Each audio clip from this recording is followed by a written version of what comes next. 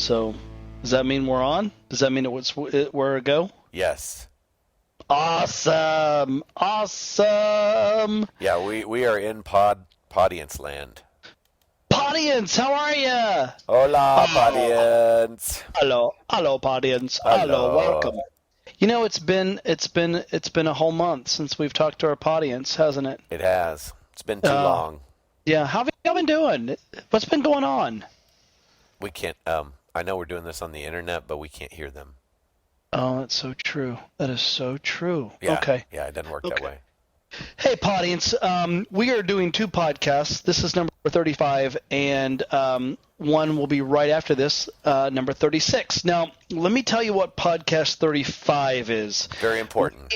Very important, because some of you just may want to hit stop after you hear the explanation of this podcast and just go to podcast 36. Some of you may hit stop all the time when you hear a podcast that we're playing. Yeah, and go, oh, wait, this isn't the podcast that I thought it was. No. We have gotten tons of questions from our Podience and our podcast members that want to know how we got started. They want to do skits as well, and we've never had a forum where we could just answer all those questions.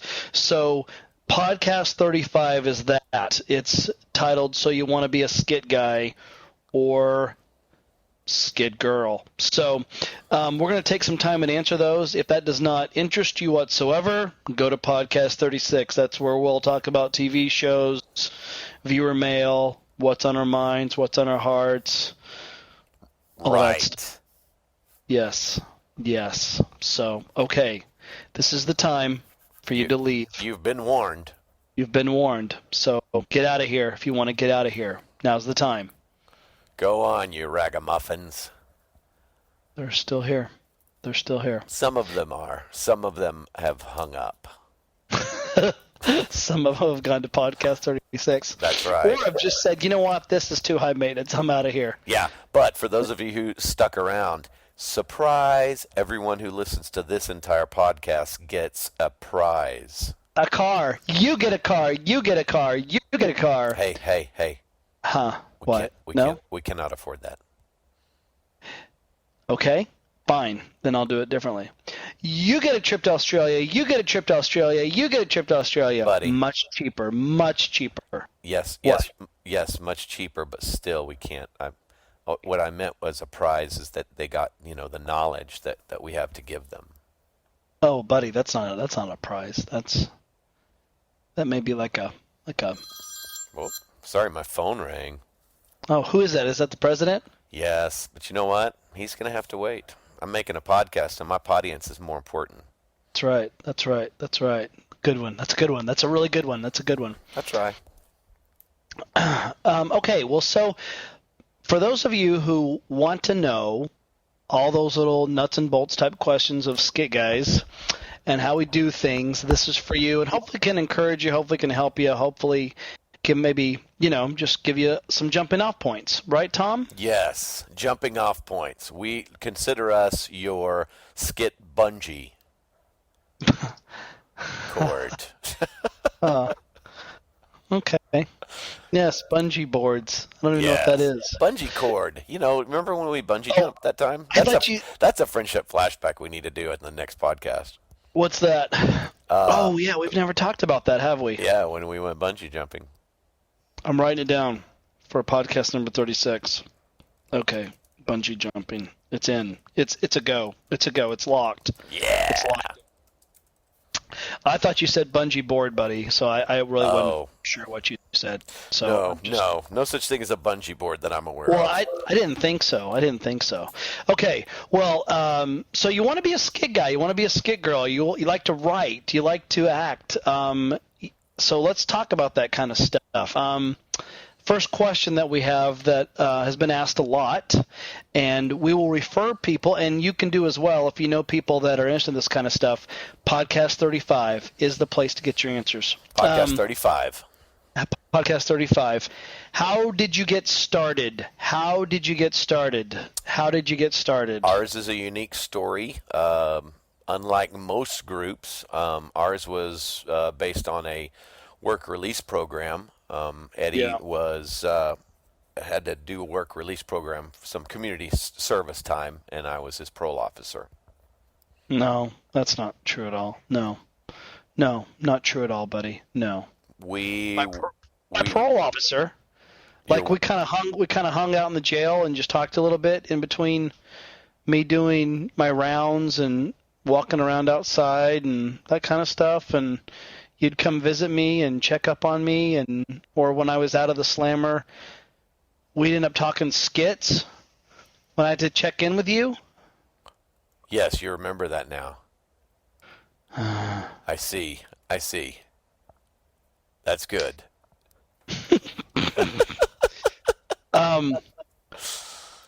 Well, we were youth ministers. We both were youth ministers, and we had done skits in high school for our youth group, and we did them on every Wednesday. There were some times that I wouldn't show up or something like that because of home life, but for the most part, we did skits every Wednesday. Wouldn't you say, T? Oh, gosh, yeah. When you were still a senior in high school and I was a freshman in college. Yep. And then our youth minister had a brother named Lamar Slay. Lamar Slay. And Lamar was going to be the youth minister out at Saddleback Valley Community Church back in the late 80s. Mm-hmm. And he asked his brother if he had anybody that would want to be interns for the summer.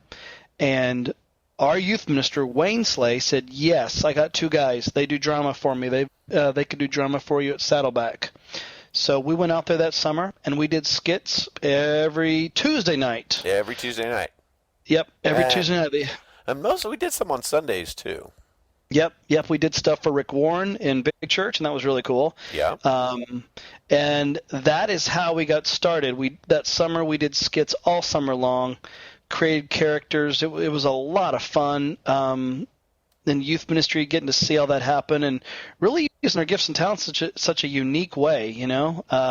It was really fun, and really, it was the thing that I think worked so well for us was there was a set time that we had to have something, and it wasn't like you could just go up and go, we don't have anything this week. It was like you had to come up with something, and so it really forced you to kind of exercise those creative muscles and all that kind of stuff. It's the closest thing, and still to this day, I don't think we're like that anymore. But there was in that youth room that we held life meetings on Tuesday nights.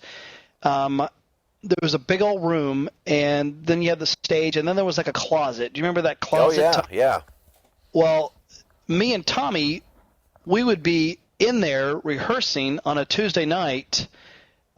When the band was up, we worked out our stuff during the day, but I just remember being in that closet going, okay, you say this, I say this, you say this, In a closet.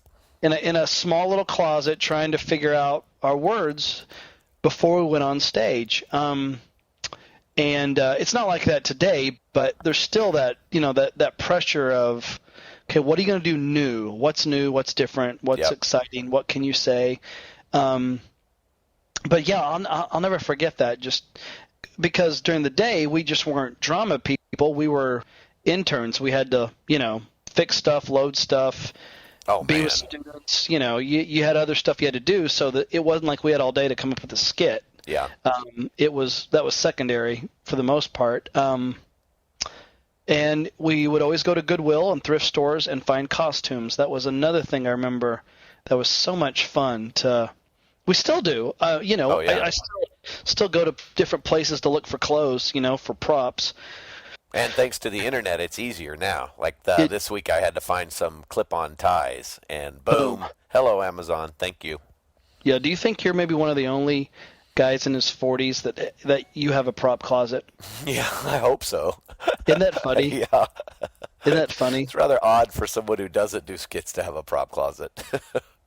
I know, but you know what I mean? Like, know, how did we get started? I mean, that's just, it's crazy that it's still going on, because even back then it was, this is fun, this is cool. Well, since we can't be on Saturday Night Live, at least we got to do this for a little bit before we become youth ministers, Yeah, and I think the important thing to note here, too, is that it's not like we were, hey, let's start the Skit Guys, Yeah, or totally. hey, let's do skits for a living. We'd kind of given up that dream, Well, no that. one would let us. I No, mean, no, but I yeah. mean, there was the dream of going to Saturday Night Live, Hmm? and that kind of thing. And we really, I would go as far as to say I felt like we surrendered that dream to God, and went, we'll do what you have for us. And, at the end of the summer, you stayed in California. I went back to Oklahoma.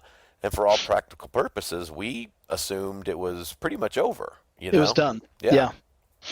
And you were a youth minister. You got married, became a youth minister. Moved to Texas. Moved to Texas. I stayed in California, worked with Doug Fields. We got together about once a year for a while.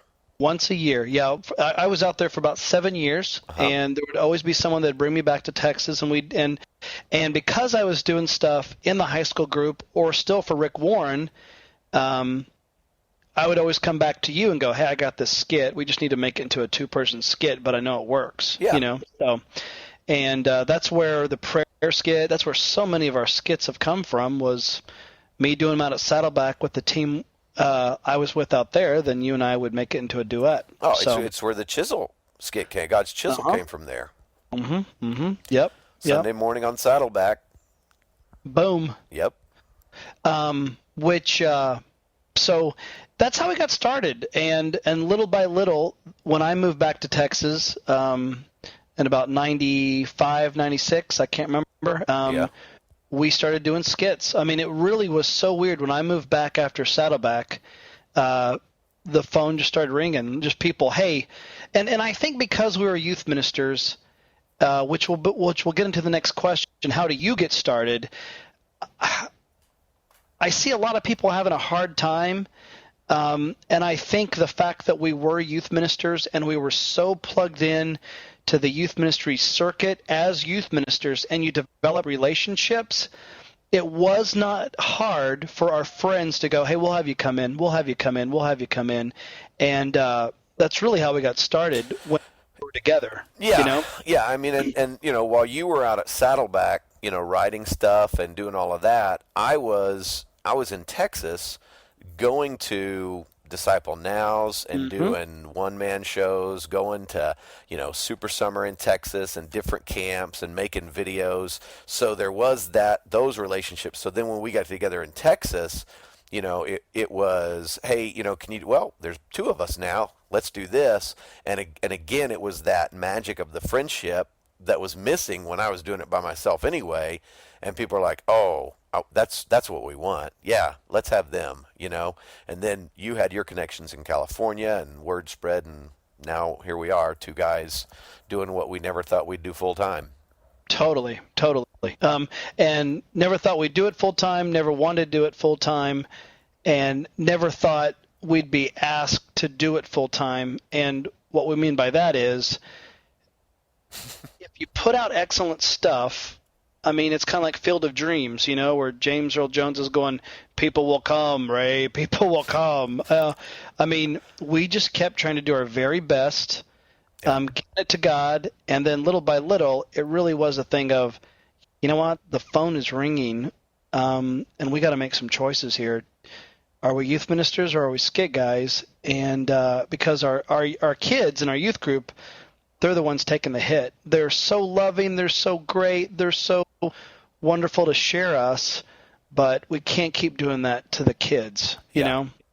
So, yeah. And it was, for both of us, there were steps of faith to step away from, full-time, jobs, with all the benefits that came with them, and going, all right, let's try this. Yep. And there really was a, point between us that we could either keep on doing what we're doing, but we're never really going to be that great. Do you know what I mean? Yeah. If we did both, we become a jack of all trades and a master of none. Yep. Or we go, this is what I sink my teeth into. Let's see what can happen. And I really think, Tommy, after I had already at that point I had already bitten the bullet and said, okay, I'm a skit guy. Yep. better for worse, here we go. And then you did that shortly later, and I think that's when you just saw God go, here we go, boom, and there was no looking back. Yeah. So anyway.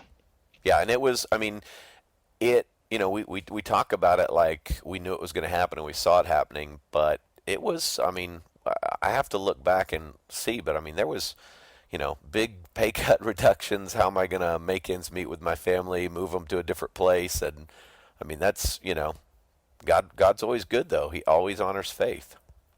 You're totally right. And still to this day, however many years later, you're always in uncharted waters. I mean, if there's one thing that I'm learning is you never have it made. You never cross the finish line. There's always another step of faith to be had.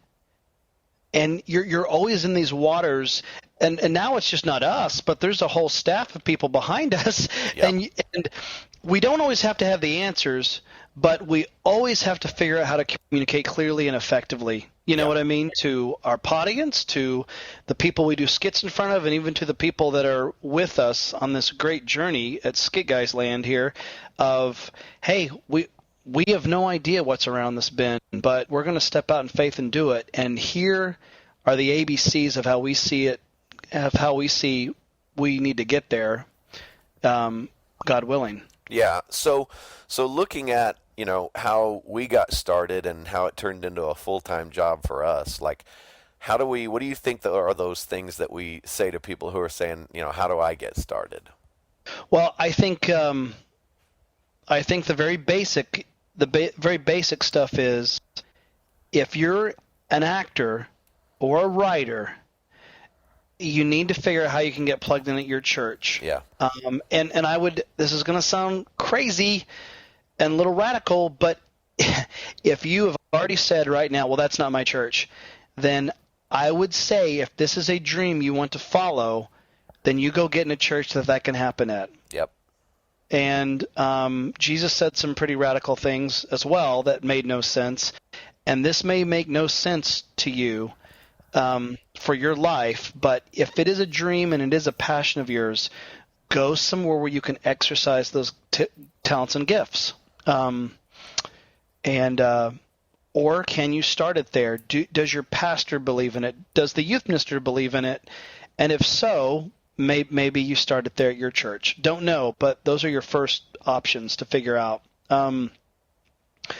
You need to, when you figure that part out, it really is a thing of, okay, how many times with the people in charge's blessing can I do something? Is it once a month? Is it twice a month? Who's your team? What people do you need to find that are just as passionate about it as you are to pull off excellent stuff? That's good. And I use the word excellent because if it's mediocre, if it's cheesy, if it's half-baked, your pastor or your youth minister, especially your pastor, they're just not going to trust you. Yeah.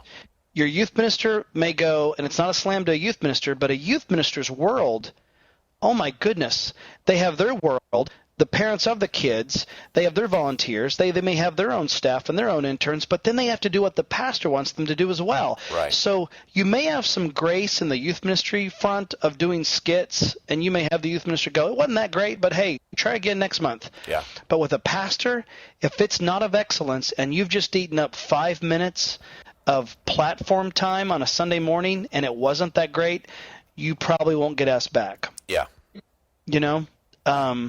So you got to find great people that can make great things happen on a dime in some ways. And you're in that proverbial closet that me and Tommy were in, and you're rehearsing, you're working, and they're not afraid of it. They're not afraid of, okay, you say this, I say this. Oh, let's change that. What? We're going to change it? Yeah, we're going to change that line right here because it really doesn't work. You got to have people that can be real flexible. Yeah. And I think too, and this is just on the heels of what you said, Ed, is, you gotta, in some ways you gotta bloom where you're planted. You gotta, don't be saying, how can I get, and do a conference? How can I go somewhere else and do something? Ed and I say all the time, do what you can where you are with what you have and leave the results up to God. And that's not just a catchphrase. I mean, that's a great attitude in life. Do what you can. Do what you can. Don't you don't have to set out to be bigger than you are. Do what you can where you are, in your area. If it's not, if the church you're at, as Ed said, if the church you're at doesn't have any venue for that, no drama of any kind, then find one that does, and do what you can where you are with what you have and leave the results up to God. I mean, it's funny when people ask us, how did you guys get started? But then it usually turns into not how you got started, but okay, how did you get to do this conference or that conference, or how did you get to have a TV show? How did you get to have and there's no answer. We didn't set out to have a TV show. We didn't set out to go do a certain conference or anything like that. We set out to use the gifts and talents that God has given us for Him, and it was always something that we loved to do, and so we did it, and we trusted Him. Now, that doesn't mean you don't have dreams and desires as it continues to grow. Those come about naturally, and you do want to strive for those, but start out just doing what you can where you are. Mm-hmm. I agree. And I think, too, is, if you do want to go different places and do other things, make yourself available and make yourself great. But don't be, what's the word I'm looking for, Ed? Don't come across as needy or, oh, please let me come be a part of your conference. Please let me come do this. Put desperate. Your faith, don't be desperate. Put your faith in God, not in men. Yep.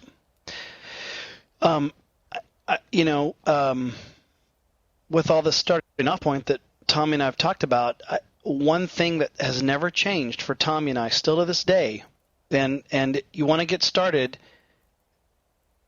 everything that you see Tom and I do has been worked out at our churches. Mm-hmm. It has, if you see any video, it has, we call it our lab. Our churches are our lab. Yep. You hardly will ever see Tommy and I step on stage somewhere, cold turkey, where, well, let's see if it works. We've done the same thing we've been doing since we were in high school. Yep. We have a base where people love us, where people will tell us honestly if it works or doesn't work, and then we go outside that lab and do it. That is one thing that's never changed, and if we could give you any advice whatsoever, is you got to have that lab. Yeah. Another lab for us is Planet Wisdom. It's the Conference of Planet Wisdom. We've been doing it 10 years. That group, more or less, never changes. It grows, but people that come, there's enough Skit Guys fans there that go, oh, you're going to love these guys. Yeah. So we try out new stuff there too, and Planet Wisdom is our lab. You will see a skit done at the first of the fall at a Planet Wisdom conference, and it'll look totally different 2 years later. Yeah. But we had to go somewhere to figure it out, to get it working right before we set out and do it anywhere else. Right. You got to have your lab. Got to have your lab. Huge when you get started. And your lab may be the youth group at your church. That's just a great place. Yes, exactly, and that's how that we've never strayed away from that. From our youth group has changed, so to speak, but what we did in high school with our youth group continues on to this day. Yeah. With our base people. So I would say too that you're going to have problems. There's a saying, "No problems, no profit," and the profit isn't money. The profit is change, evolution, figuring out what works, what doesn't. If you can accept right now, before you get into this, that you will have problems, you're going to be far better off than the person that's going to hit hurdles and go, oh, well, then I guess we quit. No problems, no profit. Yeah. You work through the problems, see what they are, and then you will profit from it in ways of wisdom, of your territory may be expanded as far as what you can do. And then you can write down those things of, God, I'd like to do this conference. Have a dream list of things you want and see how God works those things out. That's good. So anyway, that's your basic as far as, that's what we'd encourage to do as far as how to get started. Like we said, we became full-time Skit Guys, somewhere in the late 90s, I guess. But full-time? Full-time was 2003. Oh, was it 2000? Yeah. How funny. Crazy, because you came to Texas in the late 90s. Late 90s. That's that's so funny how it all blurs together. I know. So, if you think about it, 2003, that's 8 years. Yep. Not too long, not even a decade, you know? Yeah. But friends, audience, we can tell you that I so more than Tommy, but have we talked about this would be great to do this would be great to do this, golly, wouldn't it be great to do this? Sure. And we've, shook hands on that and agreed on those would be wonderful dreams. Yep. But we have never to this day, when it comes to us doing live events, we've never sent a single bit of advertisement out about us. No. We've never said, let us come to your church, let us come to your camp, let us do your event. We've never, ever, ever done that because we've always felt if God wants this to do anything, it's going to have to be because of him. Now, are we promoted on videos and product and books, and if other people are doing stuff? Yes. But that took a long time for even that ball to get rolling. But we still to this day have never said, let us come to your church. Right. Yeah, and when we say we've been doing this full time for less than a decade, yes, but we've been the Skit Guys for, since 96, 97, Yeah. And prior to that, it was the foundation of a friendship and the foundation of us being in totally separate states, trying to honor God with our gifts and talents. So, the road to becoming full-time at this is much longer than just 8 years, Totally. It's kind of like Jim Carrey. He wrote a check and put it in his wallet, for $1 million and put a date on it when he was scrubbing toilets and stuff, and just said, I give myself, I think it was 10 years. It could have been 15 years, but he actually had a check and then his wallet with a date that was for the future, 15 years down the road, said, if it doesn't happen then I quit this. I'm just not going to do it anymore. And I think you have to keep the end in mind of you're going to have problems and it's going to take a while before, you have experience under your belt, which is probably hard, Tommy, for this generation, behind us. Am I saying that right? Behind us, or the younger generation, because they get things so quickly. Things are so immediate. But I'm telling you, just as a comedian does comedy clubs and is working those night shifts and is sitting in front of people that aren't laughing, and they have to figure out the tools and the handles as far as how do you make someone laugh. Friends, me and Tommy were at a lot of churches that gave us a chicken dinner and old people with their arms crossed. In a comedy club, you have the people that are drunk that aren't laughing or don't think you're funny. In churches, you have the critics and the crazies and the senior citizens that don't think comedy should be in there whatsoever. And you have to win those people over, Those are your people if you can make them laugh and if you can figure out their heartbeat and what they're going through as believers, and you can get them to laugh and chuckle, then, oh my, you're on the right road. Yep, that's so true. I was thinking about our timeline. It was really 1987 that we did our first skits in church for the youth group. Mm-hmm. 89, we went out to California. Then you've got a 10-year span in there pretty much of us being in separate places doing what we do. And then, it was summer of 97 where we did our first big conference, Texas Youth Evangelism Conference. And the only reason I remember that is I missed my 10-year graduation or 10-year reunion so that we could do that, because it was like 20,000 people, and we thought, oh my goodness, 20,000 people, yeah, let's do that, Yeah. And then it was even at that point, that's 97 when we started. You still have 6 years later before we went full time. So Crazy, isn't it? Yeah, that's a 16-year process. Yeah, you're right. You're right. Uncharted waters the whole way. Yep. Dreams that were written down, adventures to be had. Golly, wouldn't it be cool if? But it really was step by step, and taking chances when they came around. So and the dreams are still there, and the ideas of different things to do. And I think at this age we've gotten to the point where we go, don't ever give up on those dreams, but also don't force them. Do what you can. Still do what you can where you are with what you have. And God will take care of the dreams. Yeah. Yep. The dreams morph, the dreams change, the dreams are still written down. This dream, it's so funny. I was telling Tommy this. I sent out an email that said identifying the future. I sent it to everybody on our staff, and it was where we've come, what we've done. Here are some of the trends that we've seen in Skit Guys Inc. world, and here are the top 10 things we could do in the future.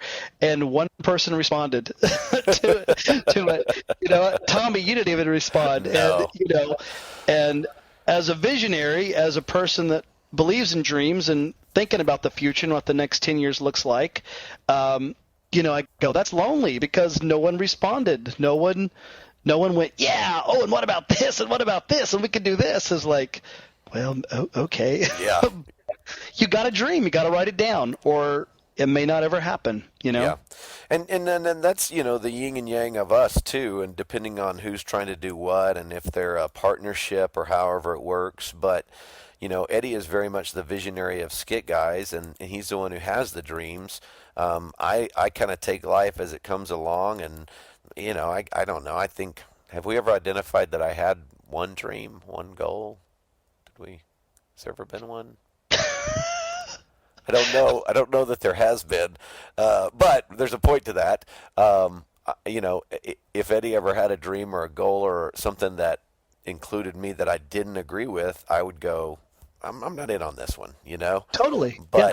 But the yin and yang, the great part is you don't have to worry about our goals clashing, Yeah, totally. And we do. We have our own DTRs where, hey, I want to do this. I think this would be great to do this. Like we keep talking about making a comedy movie, making a legitimate hour, 20-minute movie. I've said to Tommy, this can't be my dream. I mean, this has to be both of our dreams, because it's going to take work. And we don't know when the right time at the right place. We don't know when that time is, but it's a dream, you know? Yep. We've talked about doing our own conference. Mm-hmm. We have no idea when the right time at the right place that'll happen. Nope. But those are the next dreams, So anyway. Yep. So hopefully, audience, we've given you, as we've taken a trip down memory lane for ourselves, we've given you some nuts and bolts of how you get started. Another question is, how do you come up with your skits? That's a huge question. That's a huge question. Yeah. That's giant, because, we have some methods, but it's really more than one answer to that. Yeah. Our world now is just not skits; it's skits and videos. Yeah. So it's kind of like if you can imagine, it's two different compartments in our heads: stuff that's done live on stage and stuff that's done on film. Stuff that works on stage doesn't necessarily work on film. Yeah. So you kind of have these two different worlds now, but it's writing down a lot of ideas. It's writing down stuff, I read in that John Hughes, I don't know where it was. It was in some magazine about John Hughes, that he carried around a little blue book, a little red. Yeah. So I did it because John Hughes did it. And so, but I have these little books, little booklets you can get like at Borders or on the or what's that place? Barnes and Noble. Yeah. Little books, little leather bound books that you have blank pages, and I write, like, if I hear a funny line on television, if somebody has a funny story, I have those little books and I'll write stuff in them, and and you go back to them, and you hear a story that can become a skit. It's so many ways that skits come up with, but it hardly ever is sitting down for us at a computer and typing out a script. Right. And we've said before, real life makes the best skits, and probably right now, we don't have the time to go into detail of everything, and it sounds like a sales pitch probably, but, Skit Training 101 has a couple of different ideas on it. One of them being, what was I going to say? One of them being the, what do we call that thing, Ed, where you write it all out? Your idea, a story, script writing blueprint. Yeah, blueprint. Yeah. Skit Training 101, is a DVD that we made to help folks that have drama groups or want to do drama. And there's something in there called the script writing blueprint, and it's basically taking, what is your what's the message going to be about? What's the scripture? And then think of stories in life that has happened together, and you write it all out. And we still to this day, if we're trying to write something that would be, focused on a certain scripture or a topic, it's always a good way to sit down and kind of figure it out. It's great. It's great. I used to do it with our drama team, and all these things that we're saying, like the script writing blueprint or talking about stories, we go back up to the front of this whole podcast saying, how do you get started? You got to have a team around you, because when you hear a story, or when you do an improv, when you do a simple improv or anything like that, you got to have your team there and go, okay, let's act it out. Let's work it out. And then you listen to the audience, or your team, and if they're laughing, you probably have a really funny skit, because if 3 people laugh, 3,000 people will laugh. Yep. But Skit Training 101, Tommy, I don't know about you, but out of all the things we sell, that is the one piece of product that I'm most proud of. Oh, there's no question about it. I mean, I love it. I love it because it's the heart of where we are in wanting to enable and empower people to use their gifts and talents for God. Yep. So shameless plug, skitguys.com, Skit Training 101, and we are in the process, and if people listen to this a year later from now, we will have it on skitguys.com, where you could download each lesson or each different tip or demonstration. I'm trying to think of the right word, how to describe these as individual downloads. Well, I mean, there's different videos. Like there's a video that actually shows how to do something called the page down method, which is script memory, and so you could download just that video if you wanted it. Or there's another video that does explain the script writing blueprint, and you could just download that. There's a video that explains, and shows examples of improv and how to use that. And so when we have it on there digitally, you can download whichever one works for you. Yeah, put it on your iPad, let your team watch it, and boom, there you have it. So, most proud of the Skit Training 101 and all the different. Those really are our little magic nuggets. Yeah. And it would take too long to just explain them on this podcast, and it wouldn't make any sense. We actually have actors. We got actors that didn't know any of these methods, and you see right before your eyes them working these things out, and they work. These methods really do work as far as putting skits together. And anyway, which is really cool, because we knew they worked for us, but to find out that they worked for, that they're more universal is really exciting. And that was a little scary that day filming. Going, I mean, it could have fallen on its face and we would have shut down right then. Yeah. Yeah. Well, and also, when we talk about, how do you come up with your skits? There's times that we kind of look in our own devotion life or something, we'll hear something in reading the Word, or that we feel like God says to us, that just automatically it goes, man, that'd be a great skit. you know, skit. and then it's a message of, or it's a series of, kind of figuring out how do you communicate it so it's, it makes sense. Is there some humor in there?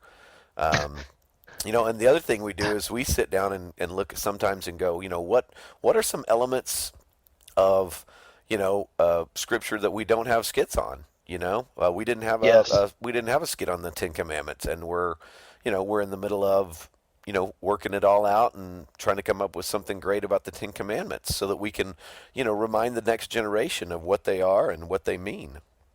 And we get a lot of emails about the armor of God. We've talked about one video, Yeah. But Tommy, I thought of something else this morning. It just hit me. I thought, that'd make a great video. I'll have to tell you about it. Remind me to tell you about it. Okay. But, another example of coming up with skits is we were in a car, in a rental truck in North Dakota. Yeah, I got off the plane in North Dakota. We are driving an hour down to this event, and we're just looking at all the snow. It's when all the snow hit, and just plain prairie after prairie, just field after field of snow Everywhere. Everywhere, and it looked so beautiful.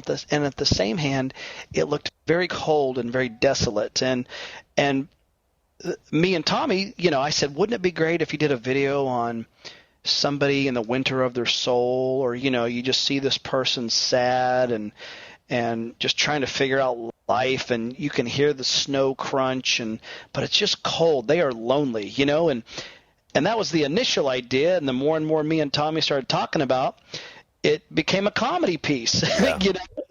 And we filmed it in Canada 2 weeks ago, and it'll be out probably next year but it's cold. It's cold out there. Yeah. And I love the fact that the evolution process of something that I thought was kind of morbid and sad turned out to be a funny piece about how it's a cold world out there, and it's getting colder because we don't physically interact with people anymore. We're more concerned about what we have than other people. So anyway, so if you're listening to this in 2012, you can go to skitguys.com and search "It's Cold," and you'll find a funny video that we're referring to. So and if you're listening to this on a computer chip in your brain in 2020, then it probably doesn't exist anymore.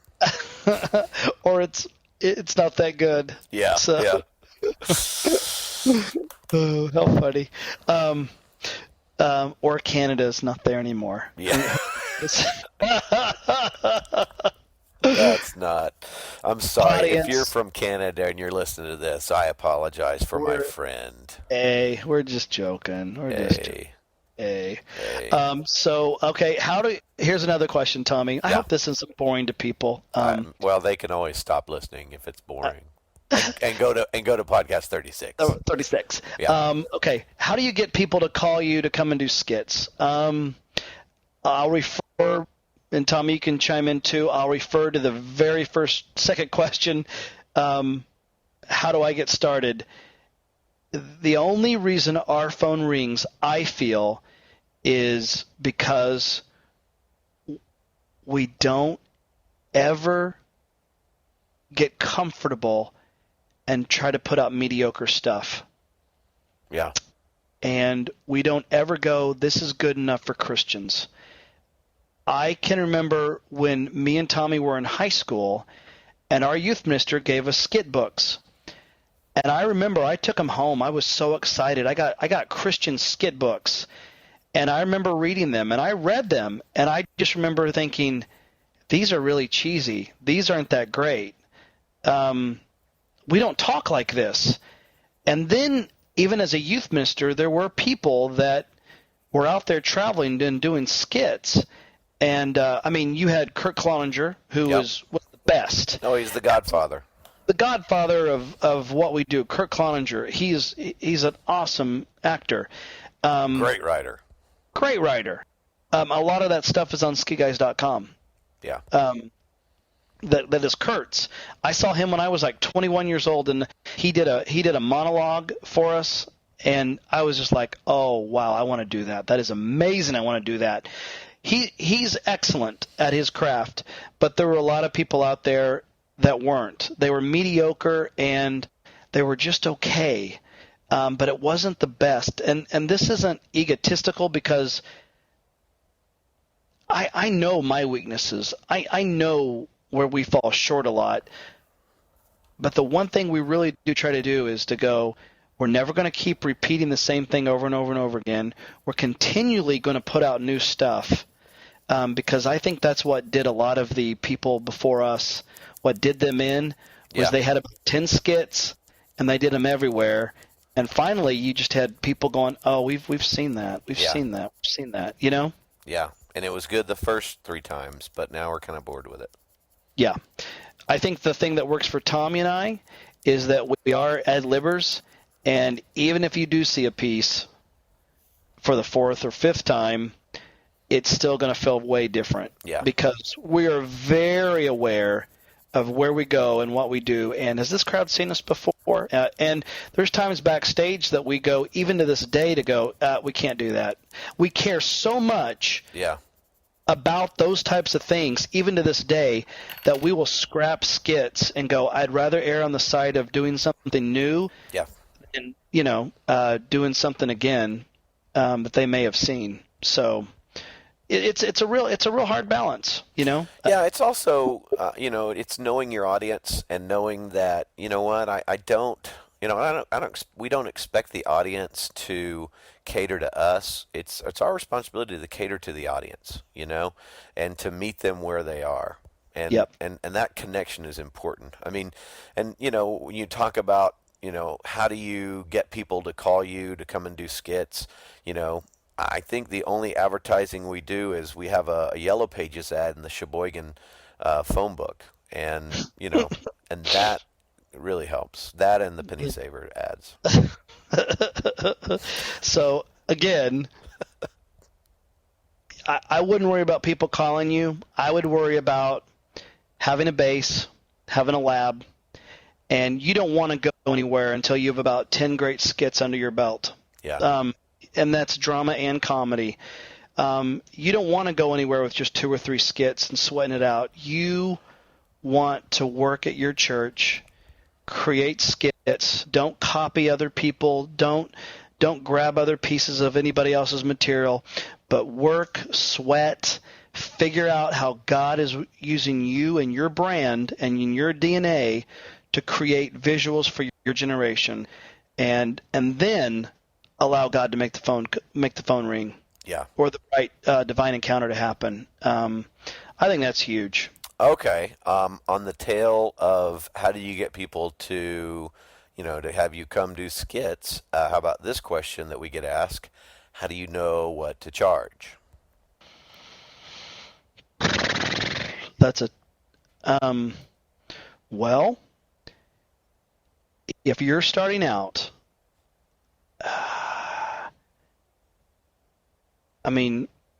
and you have friends, your friends are going to be your greatest allies, and if you keep doing it for a really long time, they're still going to be your greatest allies, but you're going to have to always give them the friend rate. But at first, your friends are the ones that are going to be the ones that are going to give you the comedy clubs to go do your thing at, and you get whatever they can give you, plus the chicken dinner, and you take it, and you're really not there for the money as you are the experience, and go, wow, this worked at our church. It did not work for them.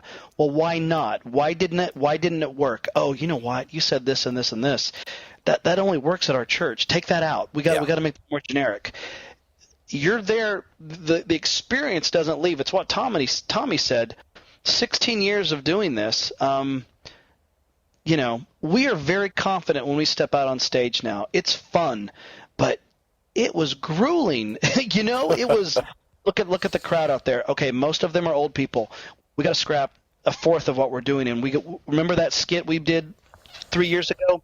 We do that one. Okay, I did this one skit at church, and it was this. Okay, here's the words. You say that, and we'll be backstage, still like in that proverbial closet, in Amarillo, Texas. Do you remember that, doing that banquet? Yeah. We showed up. We thought it was a youth banquet, and we showed up, and it was all senior adults. So, did we go out and do youth stuff? No. Yes. Oh, no. No. We were backstage sweating, going, there we were backstage in a little room going, okay, I remember at Saddleback I did this one thing where maybe it'll work. Okay, let me get, and you say this, I say this, you say this. Okay, there's one skit. Now, if we took this skit bit out of there, that would seem to work for old people, and this would seem to work. No, think through the lines. Oh, no, that would be offensive. Leave that out. You got to do that. That's the blood, sweat, and tears of anything. Yeah. Whatever your job is, again, no problems, no profit. Doesn't mean money. It means wisdom more than anything right at first. And then I would say, if the phone does ring, $500 is a great rate. $500 a day. Then if you start flying places, maybe it's $700 plus expenses, and then you can just kind of up it from there. And that's probably another podcast all in itself of if people really do. Tommy, I'd say this. Mm-hmm. If there are people that are doing this thing and they are trying to do it and they are succeeding at just the basics of what we've given them, and if we start getting emails going, okay, we're ready to know how much you'd charge and those types of questions, that's probably another podcast or something, Yeah, I think the question, and it's money and time changes depending on when somebody was to listen to this, but we were taught the term, what the market will bear, and that's really it. It's how much is your time worth? We've said forever, our ministry is free, but our time, what you pay for is our time away from our families. And, how do you put a price on that? It really goes back to what will the market bear? What is it that, a church can afford and that matches with what you need, and what realistically, scripturally speaking, that the church is called to take care of those who are doing ministry, and to if the workman is approved, to take care of them. And so, it's all, you said it from the very beginning. It's a hard. There's not a simple answer to that question. There's not, and it really is. Again, you pay your dues. You pay your dues with credits in the bank as far as what you do on stage. No one's ever going to pay you what you think you're worth until you've made a whole crowd of people laugh.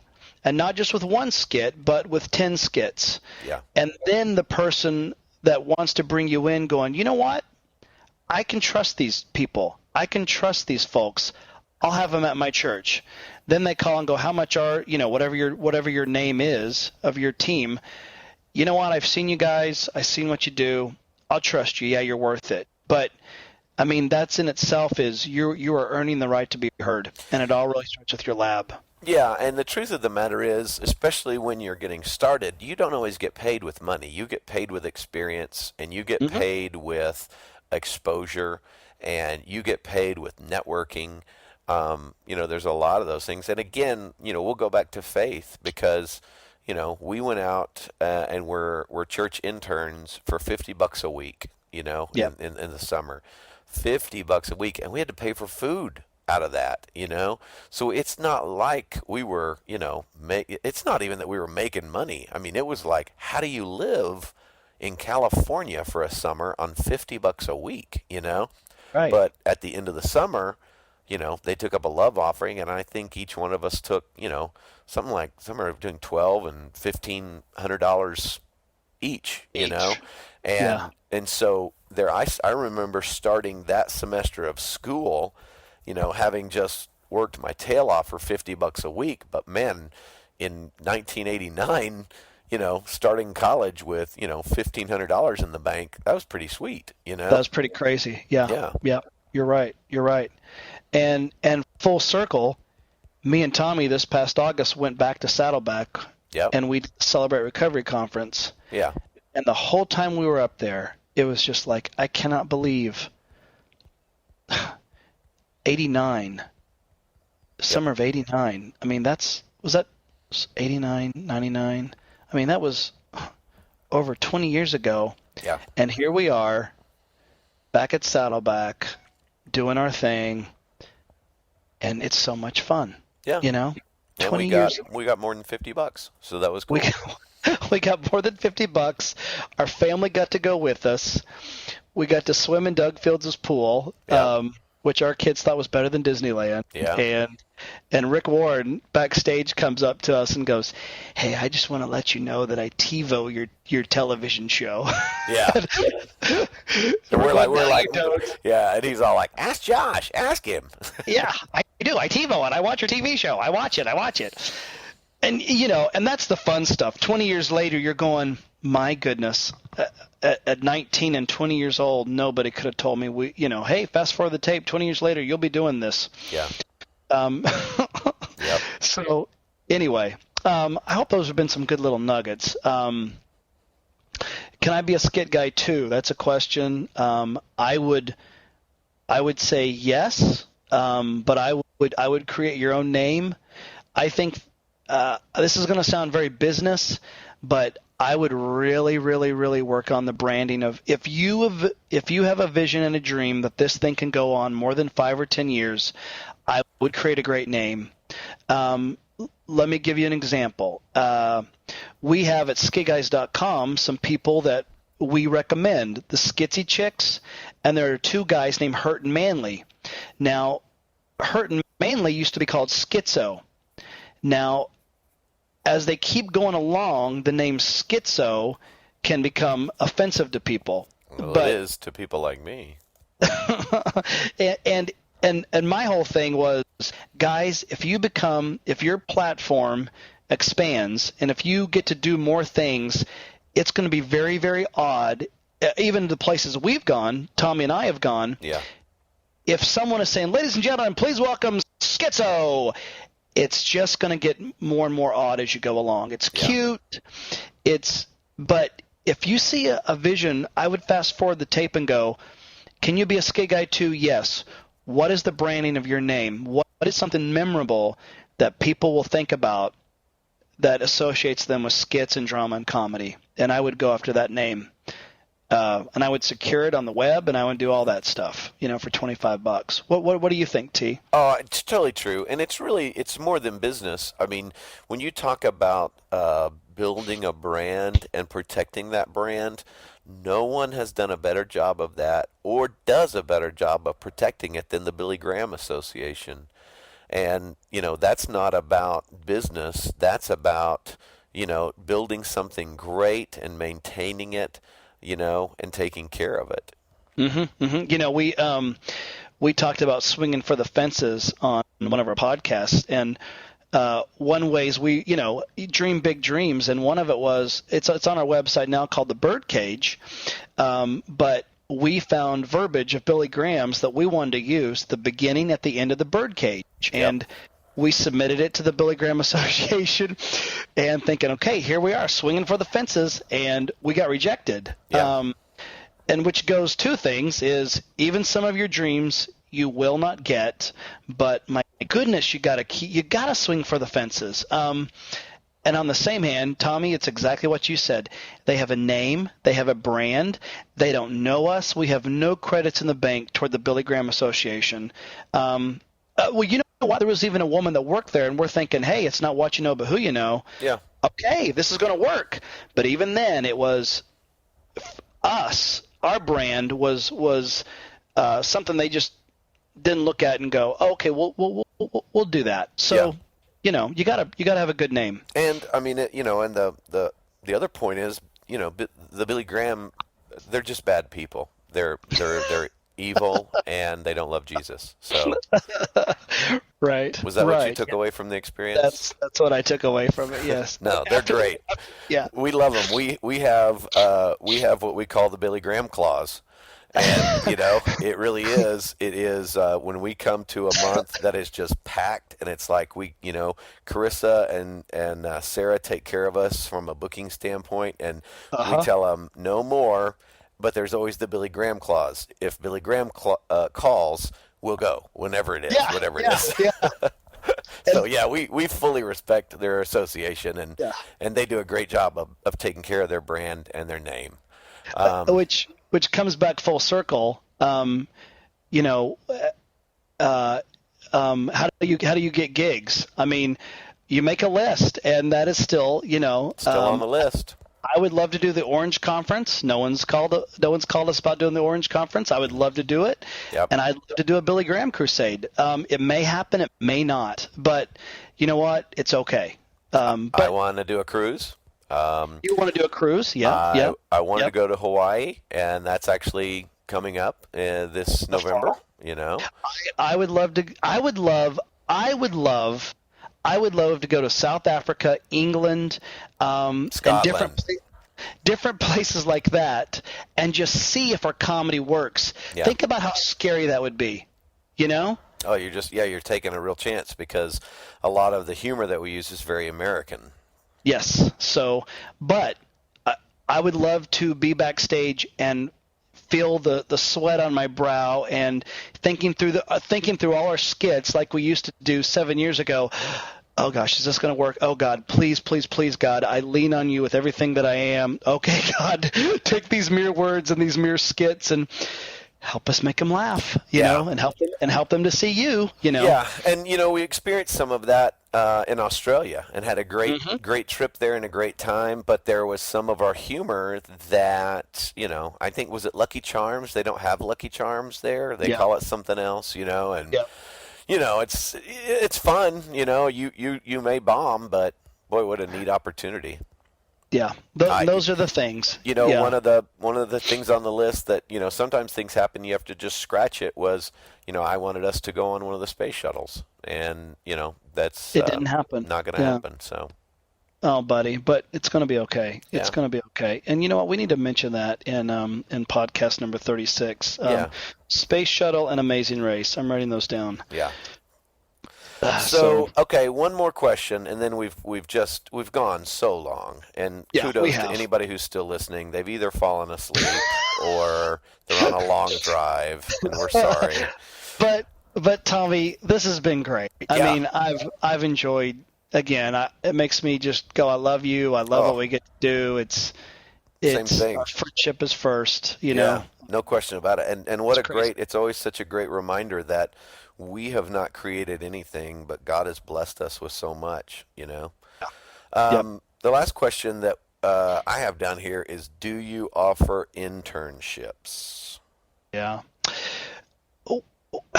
We don't. And the hard part about that is this is becoming a bigger question more and more and more. And, as me and Tommy have talked about what happened to us 20 years ago, our lives are changed because we were interns.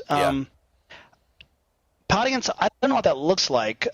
We hear the need. The hard part for us is we are on the road in the summertime so much that you wouldn't get to travel with us. So either God is going to have to make our summers to where we are filming more in the summertime, and we have interns that are a part of our lives that way, and you're learning hands-on more that way. But as of right now, the answer is no. And I regret that. I really, really do. Yeah. And by the way, if you're listening to this podcast, this is 2011, February. So I don't know when you're listening to it. But, if it's something, again, we don't try to force anything. So if that's what's supposed to happen, we believe that God will bring the right people at the right time to help make that happen. I think one of the things we struggle with when it comes to internships is we care so much about people. I go back to when we went out, we're interns in California. I care too much about people to go, here's $50 a week. I hope you make it. Yeah.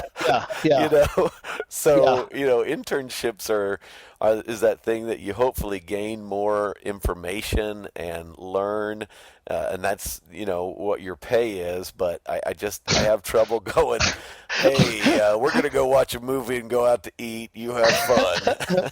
Well, we're going to do we're doing an event this month, and I told the person there, hey, if you can find someone to work our table for the weekend and mail our product back to Tim, we'll give him $100.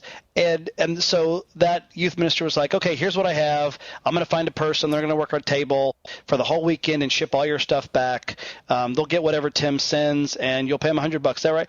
And I got flack for that this week going, you're going to pay someone $100? Why did you tell them that? I'm going, well, $25 just sounds so cheap. Yeah. I mean, we got to take care of people. If they're going to take care of us, we got to take care of them, you know? So anyway. Maybe someday. I would love that. As we dream and end this thing, we've been asked a lot, do you have a Skit Guys drama camp that we could send adults or students or writers, actors? Do you have a forum where, you know, people come, where they pay a tuition and they come for a week to learn from you guys and your team? And I could see interns being a part of that, and I would love to do that. I would love to see that happen one day, to where we have a place that you can learn all these nuggets, and you can become better than you were, God willing, you know, with everything, for all the pain and the triumphs that we've learned from, you know. That would be an amazing dream right there. Yep. So the answer to the last two questions about internship and camp, it's not no, it's just not yet. Not yet. Yeah. No, not yet. Yeah. So we'll give it to God and see what God wants to do with that. So for anybody that is still listening to this, thank you. Thank you for listening, and thank you for having a desire to use your gifts and talents in the most effective way to bring glory to God. Yeah. Keep doing it. If you're a writer, go get a journal book. Go get something to write your ideas in. I don't know what that is, but don't stop writing down your ideas. Yeah. And if you're an actor, find a place, a church, an improv group, something where you are learning things. It becomes your base, and you're creating material to where if the phone does ring and you want to create a brand name for yourselves, that you guys could head out and go to other places and bless other people. Yeah. So email us. Let us know if this has helped you. Let us know if you finished this whole podcast. Let us know if we didn't answer any of your questions, and maybe on podcast 40, we'll do a follow-up. So email us what we didn't cover and what you still want to know. Yeah. And audience, we love you. Thanks for doing life with us. We're here to help you. Yep. We love you. All right. Bye-bye. Bye, Tommy. Bye.